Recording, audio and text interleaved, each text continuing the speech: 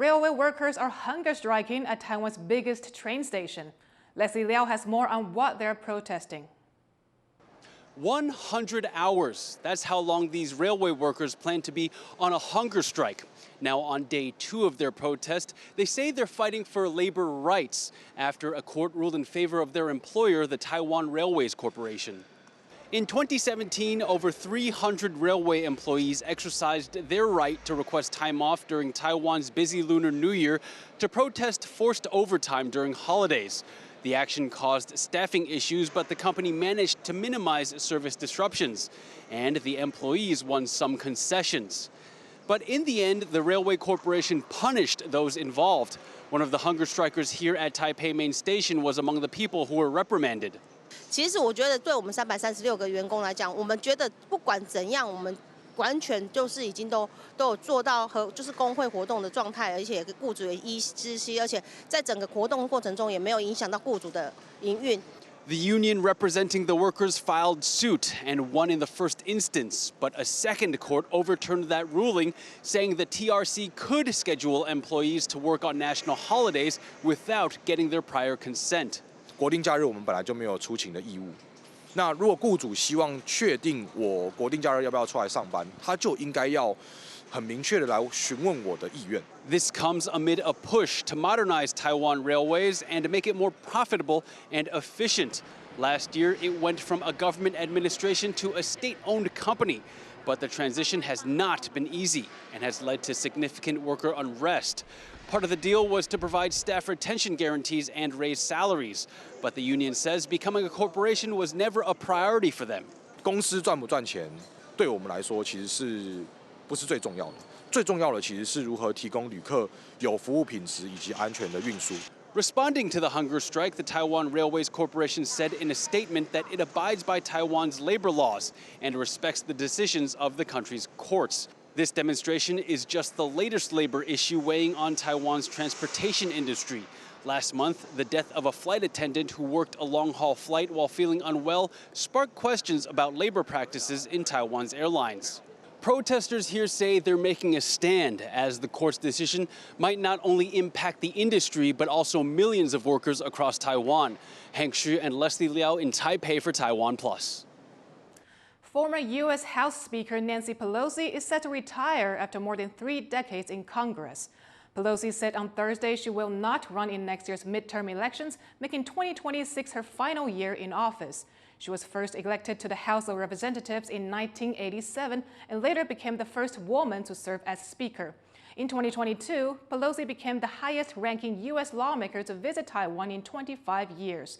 China responded to the visit with live-fire exercises near Taiwan and launched cyber attacks against the country. Pelosi maintained close ties with Taiwan after her trip. She held a call with President Lai Ching-te last December, where she underscored her support for Taiwan's participation in international organizations. Taiwan is seeing a huge surge in nearby Chinese military activity. The Defense Ministry says it spotted 38 Chinese military aircraft and 9 naval vessels operating near the country between Thursday and Friday morning. 31 of those aircraft flew closer to Taiwan's main island. It's one of the largest incursions Taiwan has seen in recent weeks.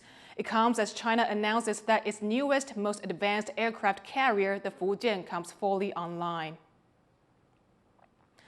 The U.S. ended its ban on weapons sales to Cambodia.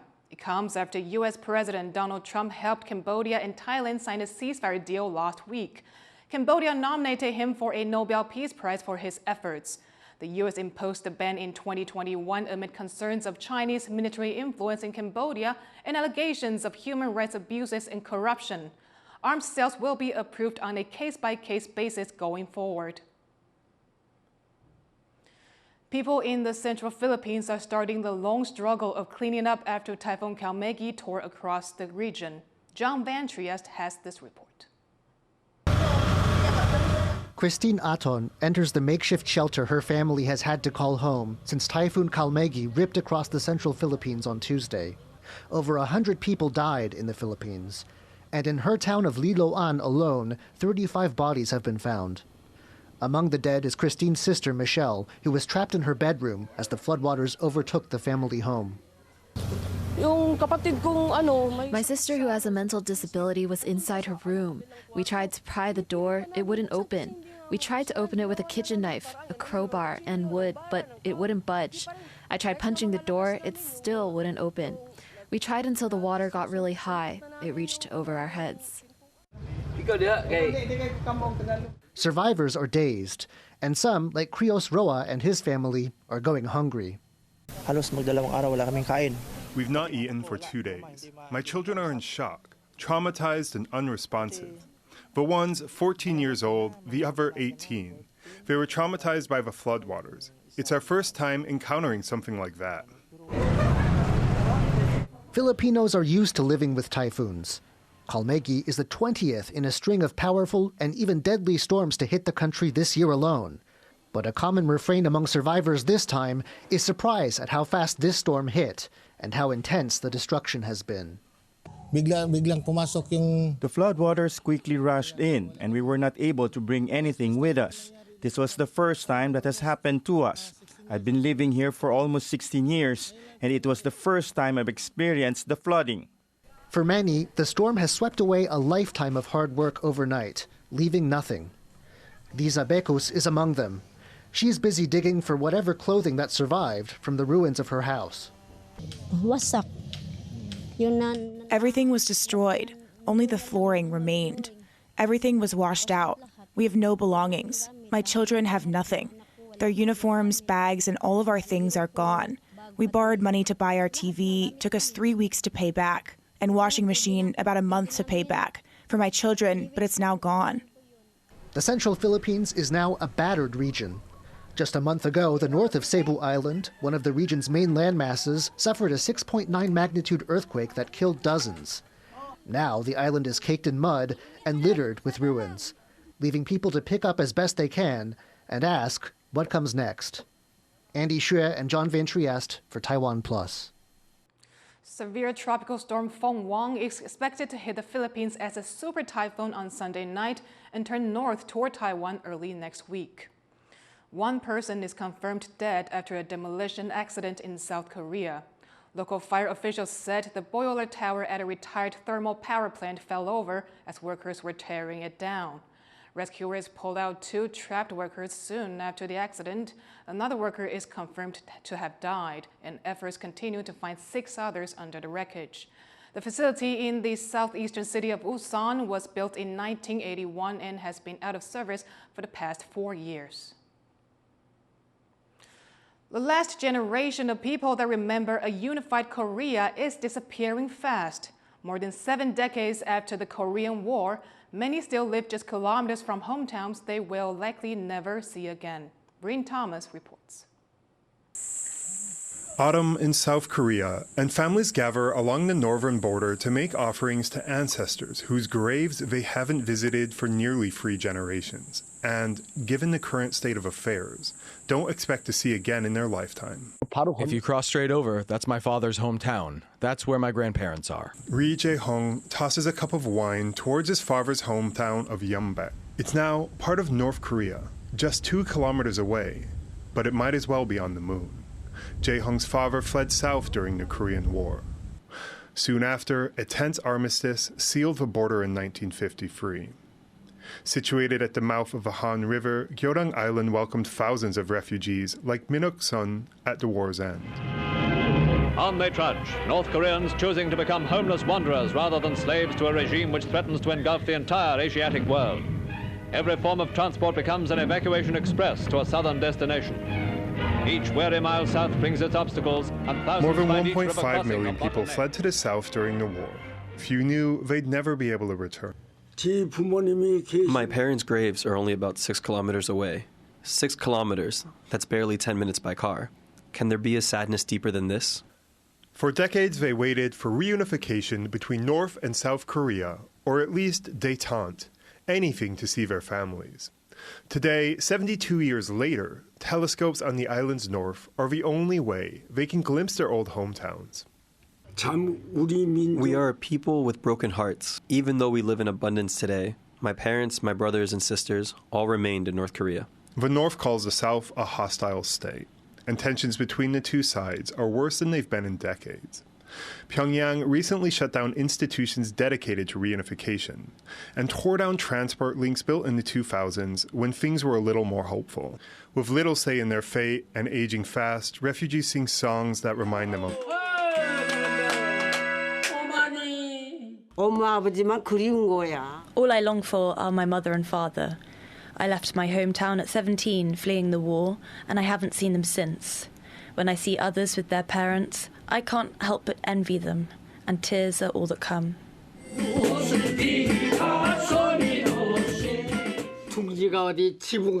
When birds leave their nests under a roof, they always find their way back. That's called the homing instinct. And we humans also have this need to return home. Like his wife, Kim still dreams of home. But for him, that longing has never faded into peace. My wife can sleep peacefully under thick blankets and think, this is my resting place. But not me. Every day I fight inside as if I were still at war. After years of safety and abundance in the South, the last generation to remember a unified Korea fades, singing the old songs before resting in graves just kilometers away from their ancestors, yet impossibly far from home. Devin Tsai and Bryn Thomas for TaiwanPlus. Tesla founder Elon Musk is set to get an unprecedented $1 trillion pay package. Tesla shareholders approved the package on Thursday. To get it, he will need to expand Tesla's market share while boosting production of AI robots and self-driving cars. The car maker's shares took a hit during Musk's short stint in the Trump administration. Musk is the world's richest man and has a current net worth of around $460 billion. Many of our everyday items, things like phones and laptops, cause problems when not discarded properly and waste billions of dollars in critical minerals. Now, one plant in the UK hopes AI can provide an answer. Aichi reports.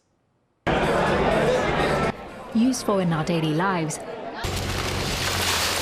but dangerous when improperly discarded. Batteries like these pose a threat to recycling plants and their workers. That's why some plants, like this one in southeastern England, are using AI to detect batteries before they are crushed and can spark fires. But the portable tech is primarily powered by lithium-ion batteries, which again is a wonderful piece of technology. But if the wrong thing happens to it when it's no longer wanted, and that's if it goes into a bin, it gets crushed, it comes into contact with air and water, they can set on fire. By mounting a camera over a conveyor belt, Yvonne uses AI vision technology to spot batteries among all the waste and uses a blast of air to remove them, preventing issues down the line. So we're using a camera system mounted above a belt, and that is connected to a computer that is running an AI machine learning system that is scanning those images and looking for batteries and hazardous objects that we've trained the AI algorithm to detect. The same tech does more than prevent fires. By identifying and isolating the batteries, it turns them into a valuable resource. After all, they contain lithium, cobalt, gold, palladium, and rare earths, precious materials now central to geopolitics, and they are lost if not recycled properly. Geopolitics is at play here. So, inside electronics are precious metals, materials like lithium, cobalt, technology metals. And we've got them here in the urban mines surrounding us. And at the moment, we're throwing too many of them away, which is crazy. Why this new sort of technology and innovation to recover more materials is just simply common sense. It'll drive the economy and it'll protect the environment. In the UK alone, an estimated $1.3 billion in precious and critical metals is lost each year due to inefficient recycling. Investing in tech like this could help recover these materials, reduce reliance on imports, and protect workers, all while ensuring the UK has access to the resources it needs for its most essential products. Howard Chan and Aichi for TaiwanPlus. Thank you for watching What's Up Taiwan. Finally, check out these vintage cars being showcased in Bali, Indonesia that offer a glimpse into the country's past eras. I'm Yvonne Young, take care, and I'll see you next time.